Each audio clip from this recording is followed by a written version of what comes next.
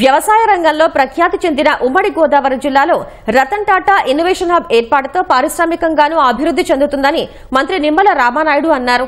దీని ద్వారా యువతకు ఉద్యోగ అవకాశాలు కల్పించడమే ప్రభుత్వ లక్ష్యమని స్పష్టం చేశారు. తూర్పుగోదావరి జిల్లా బొమ్మూరులో ఏర్పాటు చేసిన రతన్ టాటా ఇన్నోవేషన్ హబ్ ను మంత్రి కందుల దుర్గేష్ తో కలిసి నిమ్మల ప్రారంభించారు.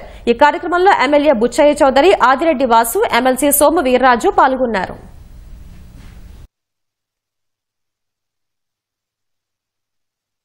వ్యవసాయ ఆధారితమైనటువంటి ఈ యొక్క ఉమ్మడి గోదావరి జిల్లాలో ఈరోజు ఈ యొక్క రతన్ టాటా ఇన్నోవేషన్ హబ్ని ఈరోజు రాజమండ్రిలో మనం ప్రారంభించుకోవడం ద్వారా ఆ రోజు వ్యవసాయ రంగంలో ఏ రకంగా అయితే ఈ గోదావరి జిల్లాలు మేటిగా ఉన్నాయో మళ్లీ ఈరోజు పారిశ్రామిక రంగంలో కూడా రేపు భవిష్యత్తులో ముందు వరుసలో ఉండేటువంటి పరిస్థితి ఉంటుంది అని చెప్పి మరి ఈ సందర్భంగా మీ ద్వారా అందరికి కూడా తెలియజేసుకుంటూ మరి అందులో భాగంగా ఈరోజు మరి యువతకి పెద్ద ఎత్తున అవకాశాలు కల్పించాలని ఈరోజు దురదృష్టం ఆంధ్రప్రదేశ్ రాష్ట్రంలో నేరస్తులు రాజకీయ ముసుగులో పార్టీని నడుపుతూ ప్రతిపక్ష హోదా కూడా రానిటువంటి ప్రతిపక్ష నాయకుడు ఈరోజు నిత్యం అబద్దాలు అసత్యాలు మరి ప్రచారం చేసేటువంటి పరిస్థితి.